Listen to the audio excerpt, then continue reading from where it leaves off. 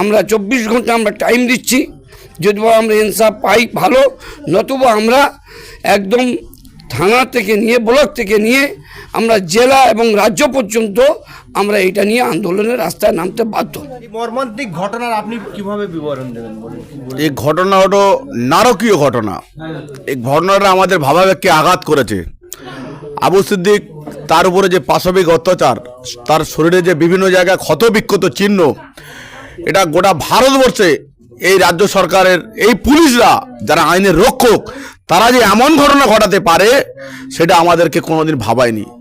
এই অত্যাচারের হাত থেকে যেমন আবু সিদ্দিকের পরিবার অসহায়, তেমন আমরাও অসহায়। পুলিশ মন্ত্রী এখন মুখে কলুপ, কোনো বিবৃতি দিচ্ছে না। আমরা দক্ষিণ 24 পরগনা জেলা উলামা হিন্দের পক্ষ থেকে এই আন্দোলনটা ঢোলাতেও নয়, গোটা রাজ্য স্তরে ভারতবর্ষের বুকে আমরা নিয়ে যেতে চাইছি। ইনসাফ শুধু আইন আদালতকে আমরা প্রাধান্য দিয়ে মাঠে ময়দানে বুঝে নিতে চাই। এইরকম আইনের যারা রক্ষক, তারা আজকে ভক্ষক হয়ে দাঁড়িয়েছে। থানাতে মানুষ যায় অসহায়, বিভিন্ন পরিস্থিতির মোকাবিলা করার জন্য, পরিস্থিতি অসহায় অবস্থা থানা দেয়, সেই থানা মানুষের উপর অত্যাচার চালাচ্ছে, নির্মম অত্যাচার। একটা তরতাজা 22 বছরের যুবক কি অন্যায় করেছিল আমরা এই পুলিশ মন্ত্রীর কাছে জানতে চাই। এই নারকীয় হত্যাকাণ্ডে পুলিশের বিরুদ্ধে আপনি কি স্টেপ নিয়েছেন? আমরা শুনেছি ঘটনার মাধ্যমে যে একটা রাজদীপকে ক্লোজ করা হয়েছে, এটা তো সাময়িক। আমরা এই তদন্তে প্রভাবিত করতে চাই না, কিন্তু এই তদন্তের প্রতি আমাদের বিশ্বাসের ভরসা নেই। আমরা চাইছি এটা সিবিআই তদন্তের মাধ্যমে হোক এবং আসল ঘটনা উদ্ঘাটন হোক। যে বা যায় পুলিশ অফিসাররা এবং যাদের অঙ্গুলি হেলানে এই ঘটনা নারকীয় হত্যাকাণ্ড ঘটিয়েছে, গত কয়েকদিন ধরে 2 তারিখ থেকে 4 তারিখ পর্যন্ত এর বিহিত ব্যবস্থা হওয়ার জন্য সিবিআই তদন্তের দাবি করছি। এবং সেই সঙ্গে সঙ্গে এই পরিবারকে সঙ্গে নিয়ে আমরা শুধু রাজ্যে নয়, রাষ্ট্রপতির কাছে দ্বারস্থ হওয়ার জন্য আমরা আজকে আহ্বান দেব। এবং আমরা আজকের পুলিশ প্রশাসনকে বলবো, যারা এই অপরাধীর সাথে যুক্ত, তাদের বিরুদ্ধে আপনারা কি স্টেপ নিলেন। প্রয়োজনে আমরা আজকেরই এখান থেকে বিভাগীয় অফিসারদের সাথে বসবো, কথা বলবো, এবং 24 ঘন্টার মধ্যে যারা এই ঘটনার সাথে যুক্ত তাদের বিহিত ব্যবস্থা না হওয়া পর্যন্ত আমরা কিন্তু আন্দোলনটা আরো অনেক বড় আকার ধারণ করব। এই কর্মসূচি নেওয়ার জন্য আমরা এসেছি এবং এই পরিবারের পাশে সব রকমভাবে আমরা পাশে থাকার আজকের আমরা আপনাদের থেকেই আমরা আহ্বান জানাচ্ছি, সমস্ত রকমভাবে। একটি থানার ভারপ্রাপ্ত আধিকারিক থাকেন থানার বড়বাবু, ওসি। থানার অনুমতি ছাড়া থানায় কোনো কিছু হয় না। এবং আমরা শুনলাম যে মিতার আত্মীয়র সঙ্গে যে থানার বড়বাবু বলছে যে ওকে ল্যাংটো করে টাঙিয়ে মারা হোক। সেই থানার বড়বাবু এখনও সেই থানায় বহাল রয়েছে। তাহলে ওপরের মহলে যারা রয়েছে নেতা, তাদের তো কানে ঢুকেনি এই কথাগুলো। স্বাধীনতা 76 বছর পরে এমন নারকীয় ঘটনা পুলিশ প্রশাসনের পক্ষ থেকে যে ঘটে, সেটা কিন্তু ঢোলায় এই আবু সিদ্দিকের মাধ্যমে পুলিশ প্রমাণ করেছে তারা অযোগ্য। এই পুলিশ অফিসাররা অযোগ্য। এই অযোগ্য পুলিশ অফিসারদের দিয়ে আমরা নিরাপদ নয়। এমন অযোগ্য পুলিশ অফিসারদের বিরুদ্ধে বিভাগীয় তদন্ত যদি তাদের কাছে আমরা চাই, পাবো না। আমরা উচ্চ পর্যায়ে সিবিআই তদন্ত দাবি করছি। এবং এই অফিসাররা আমরা দেখেছি, একটা মানুষ মৃত বডি গেলে সেখান থেকেও বডি তুলে খায়। কি অভাব এদের, ছেলে মেয়েদের কি অভাব? পর্যাপ্ত আমাদের বসাদের বেতন চলে, আর আমাদের উপরে পাশবিক অত্যাচার চালায়। এই পুলিশ অফিসারদেরকে আমরা বিহিত ব্যবস্থার জন্য আমরা আইনে শান্তিপূর্ণভাবে গণতান্ত্রিক পদ্ধতিতে আমরা আন্দোলনে যাব। কারণ এরা একজন সাধারণ অসহায় মানুষ যারা যায় কোনো বিপদে বললে সেখান থেকেও টাকা চাই, শুধু টাকা চাই, টাকা চাই, টাকা চাই। কারা এরা? এরা হলো ডাকাত, এরা চোর, এরা ক্রিমিনাল। সেই জন্য আমরা এদের বিরুদ্ধে শান্তিপূর্ণভাবে আইন পদ্ধতিতে আইনতভাবে আমরা আগিয়ে নিতে চাই। পুলিশ প্রশাসনের যে মাইনে হয়, আপনার এবং আপামর জনগণের ট্যাক্সের পয়সা তাদের মাইনে দেওয়া হয়। তাদের কাজ হলো আমাদের নিরাপত্তা দেওয়ার।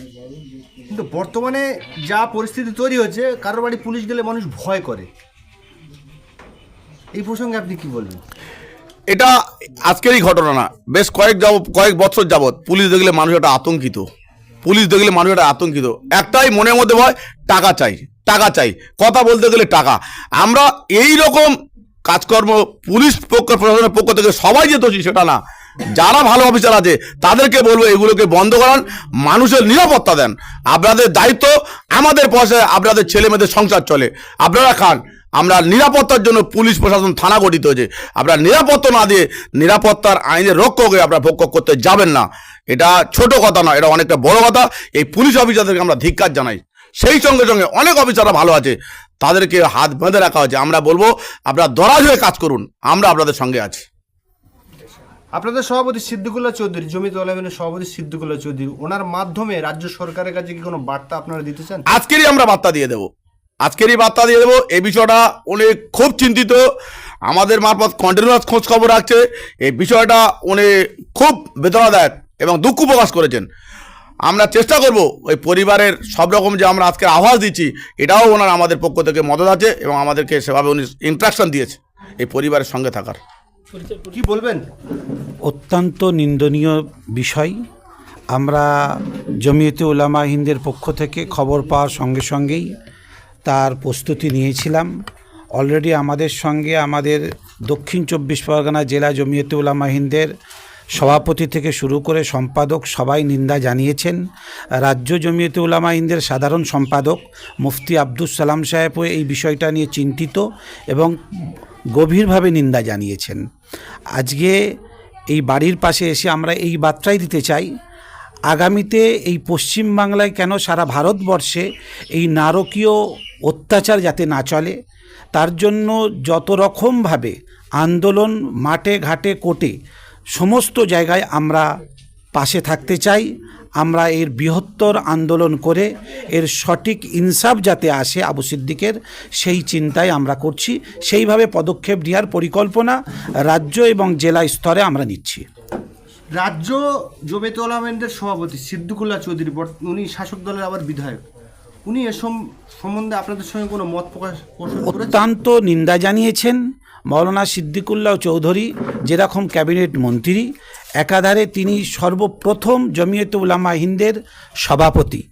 আমরা অত্যন্ত শ্রদ্ধার সঙ্গে তাকে জানিয়েছি, তিনি এটা নিজেও জেনেছেন, আমাদেরকে তিনিই পাঠিয়েছেন এই পরিবারের পাশে আমরা একসঙ্গে থেকে কিভাবে ইনসাফ পাওয়া যায় সেই বিষয়ে আলোচনা করতে। কি বলেছেন উনি আপনাদের মাধ্যমে এই পরিবারের জন্য?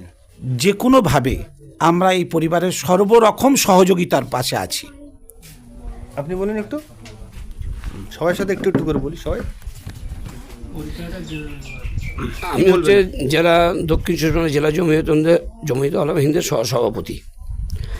আমরা আজকে এসছি, শুধু আমরা আমাদের তরফ থেকে বা আমাদের এই ঢোলা ব্লক থেকে আসিনি, আমরা রাজ্যে থেকে মাননীয় সিদ্দিকুল্লাহ চৌধুরী সাহেব এবং মাননীয় মুফতি আব্দুস সালাম সাহেব, যিনি আমাদের রাজ্য জমিয়তে উলামা হিন্দের সাধারণ সম্পাদক, আমাদের জেলাকে নির্দেশ দিয়েছেন। সেই জেলার নির্দেশে জেলার প্রতিনিধি টিম এবং আমাদের ব্লকের ঢোলা ব্লকেরও প্রতিনিধি টিম আমরা এখানে এসেছি। আমরা চাচ্ছি আমাদের এই ভাই, আমাদের এই বাচ্চা আবু সিদ্দিকের ইনসাফ, সেই সাথে সাথে সারা রাজ্যে কেন ভারতবর্ষে যে পুলিশ প্রশাসনের পক্ষ থেকে এই রকম একটা নরকীয় ঘটনা ঘটবে এটা তো আমরা চিন্তা করতে পারিনি। তার ইনসাফ চাই। আর যদিবা আমরা 24 ঘন্টা আমরা টাইম দিচ্ছি, যদিবা আমরা ইনসাফ পাই ভালো, নতুবা আমরা একদম থানা থেকে নিয়ে ব্লক থেকে নিয়ে আমরা জেলা এবং রাজ্য পর্যন্ত আমরা এটা নিয়ে আন্দোলনের রাস্তায় নামতে বাধ্য। আমি গোলাম কিবরিয়া, দক্ষিণ 24 পরগনা জেলা জমিয়তে উলামা হিন্দের সহ সম্পাদক। এই প্রসঙ্গে আমি ঢোলা ব্লক জমিয়তে উলামা হিন্দের সম্পাদক।